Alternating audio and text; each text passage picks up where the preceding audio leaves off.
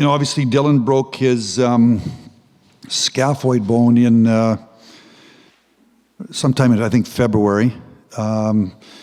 Had surgery in Chicago, and the scaphoid bone is a bone that takes a long time to heal because it's a part of the body where there's very little blood flow. So over the course of June, July, and August, Dylan would come up here on a regular basis to Edmonton. We'd have pictures taken, see our team doctors. The pictures showed that it was healing very, very slowly. And put him on a bone stimulator and basically made a decision here in the last couple of weeks that he would have surgery again. Surgery was a little bit different than what was done in Chicago. And as the press release said, he's now obviously starting from scratch, and he's minimum of 3 months, and we'll see where he's at after we get 3 months down the road. Ken, was this kind of the only option to go surgery again, or could you guys have maybe seen if it was healing, or were you guys kind of? Well, I mean, I don't know. It's based, if you had surgery sometime in early March, April, May, June, July, August, we were 5 to 6 months down the road. The pictures that were taken on a regular basis had shown that there was very little healing going on. Probably in the neighborhood of 30%. I had lunch with Dylan in Calgary in early August when I was there for the World Under 18, the Canada Under 18 camp and the Canada Under 20 camp, and he was telling me that at that time he couldn't shoot, couldn't take draws. It's early August. He'd been seeing our doctors. He was getting frustrated. A decision was made by our doctors I say our doctors, hand specialists, in early August to basically wait 1 more month to see if the bone stimulator could get things going. And he had pictures taken, I think, the Tuesday after Labor Day weekend, September 7th, thereabouts.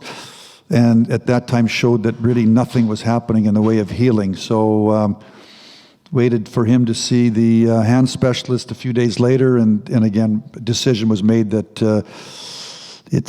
we're 5 to 6 months down, nothing was really happening, and we needed to start the process all over again. So was the surgery done here? Yes, yeah, by hand specialist here in Edmonton, yeah. So done yesterday. The first time they did the surgery, did they misdiagnose it, or because usually you don't need 2 separate surgeries? I don't think he misdiagnosed. I think, it's just, I've been around the game a long time, and, talking to doctors, and I know in Detroit we had a couple of players that had that injury at the scaphoid. So it's a very, very, very slow healing bone. It's up high in the wrist there.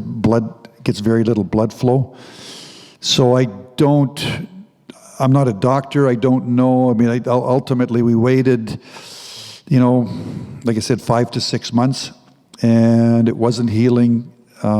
Basically, it's like I said, it appeared to have stalled, that nothing was really happening in terms of the bone healing. So decision was made, like I said, and I don't think anything was misdiagnosed. It's certainly when the surgery was performed by a doctor in Chicago in March, our doctor talked to the doctor that performed the surgery, but it hasn't healed. So for a young player, obviously for the organization, you want to see your young players here and at main camp. Does this kind of put them back then? In his own mind, he's very frustrated, I'm sure, but for the organization as well, you want to see what he's got, and you couldn't see him in the playoffs last year for Bakersfield either. Yeah.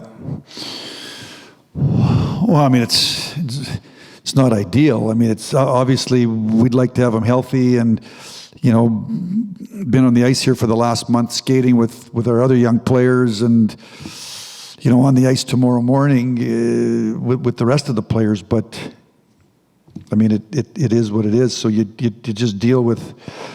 Wish he didn't break his scaphoid, But when you play sports, things happen. So we're dealing with the best that we can, given the information at the time. I'm just curious, Ken. Are there things that he can do to put himself in a good situation to hit the ground running? In months or. Well, basically, the plan right now is he's gone home for a week. He's to spend some time at home for a week here. Obviously, can't do anything for the first. Talking to TD Force yesterday, the first couple of weeks, really he can't even train because they don't want him to sweat. We're going to be very conservative. That's why we've said 3 months minimum. We don't know. We're going to be very conservative. So for the first 2 to 4 weeks, there's going to be not a lot going on in terms of off-ice training. Let's start the healing process, and then he'll be here, for a period of time. And then when if hopefully things are going good, and then at some point in time we'll get him into probably go down to Bakersfield, obviously, and skate there every day, and then start playing whenever the hand specialist and the doctors give him the green light. But obviously it's a real unknown right now, so we're going to be very slow, very cautious, and very conservative, because we don't want this to happen again. Yeah. Can you clarify which hand it was? I believe it's his right, but I'm not sure. Okay. Totally. Okay. And I'm just curious, obviously as a player that, was going to, this would have been his first camp, first round pick. I know you wanted him to be a regular if he was going to make the team, but I'm just curious now if this kind of changes. You said he'd start in Bakersfield if he's, when he's ready, but does it change his kind of timeline or projections as to when you might see him here in Edmonton for the long run? I don't really know. Yeah. He's a young player. I think he's got to get him healthy. He's got to go to Bakersfield. It appears to me, again, we're going into the unknown. It's September. I don't know. I can't tell if he's healthy at Christmas time or if he's going to be healthy in February. So there's a real unknown here. So, he'll go to Bakersfield whenever he's healthy, and then we'll see how he plays. There's a big unknown here to make a plan. It's, if I knew that he was going to be healed in 6 to 8 weeks, most broken bones, we come in here and say 6 to 8 weeks, and you can start to make a plan. But certainly, we've been at this for 5 to 6 months, and we're now starting the process all over again. So I don't really know. Appreciate it. Thank you. Yeah. On a couple other guys, you got Samorukov and you've got Broberg, and they both, they got drafted. They spent some time back in their own countries, and they're both here. It seems like they're here now to stay. Is this the time for those two guys to become sort of North American pros and begin their careers here? Is this the right developmental path for you? Yeah, but Mark, are you saying here to stay here is in North America? North America, yeah. Yes. They're both here to stay. They're both going to be in North America. Anxious to watch both in the rookie and the preseason games. I would anticipate today. Samorukov got cleared to play. So obviously Sammy can play some games or will play games. I'm anxious to see where he's at. He was playing very well in the KHL, and obviously got hurt, early to mid-January. So hasn't played hockey since January, but. He's had 2 years of pro under his belt, 1 year in Bakersfield, half a year, I guess, in the KHL, and certainly excited to see where Broberg's at. And I think that I'm anxious to watch like everybody else. Certainly, can they force their way onto the Edmonton Oilers roster, or do they got to go down to the American League and play and kind of continue the development into NHL defensemen? That's what we got to find out. But they're both here to stay in North America. Okay, just one more on Holloway here. Was this just the injury, did it just prevent him from playing hockey? Could he live, could he do other things with his hand? Could he write? Or was it just a hockey injury that he couldn't grip a stick and shoot the puck and things like that? Well, he told when I had lunch with him in Calgary, he told me he couldn't shoot, Yeah. he couldn't take draws, he couldn't cross-check anybody, so you can't play hockey. I mean, if you can't shoot, you can't take draw. You're a center iceman, and you can't take draws, you can't shoot, and you can't cross-check anybody. You know, can he write? I didn't ask him if he could write or not, but he couldn't do the things that you need to do to play hockey. I mean, he didn't. He told me in the summertime he would go out and skate every day with the group of people that he skated with, but when they went to a scrimmage, then he would opt out. So he has not scrimmaged all summer. So he's been able to skate.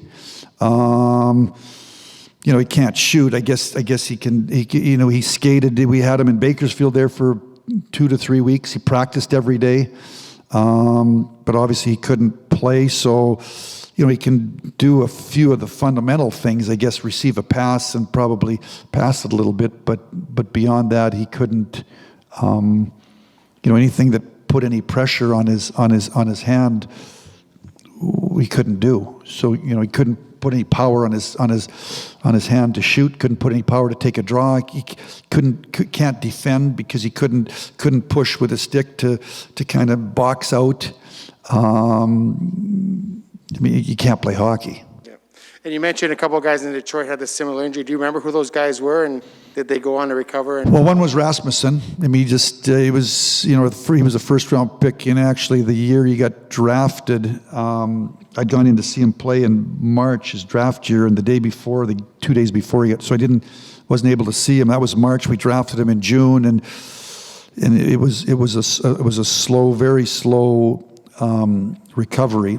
I mean, obviously he played in the National Hockey League last year, so, you know, I'm very optimistic that you know, we're going to get Dylan healthy, and he's 19 years of age, and he's going to have a long career. But certainly right now, you know, it's a major disappointment. He's a young player. He's somebody that, you know, had a tremendous college year last year. Was he 5th or 6th in the nation in points? Played on Canada's World Junior team.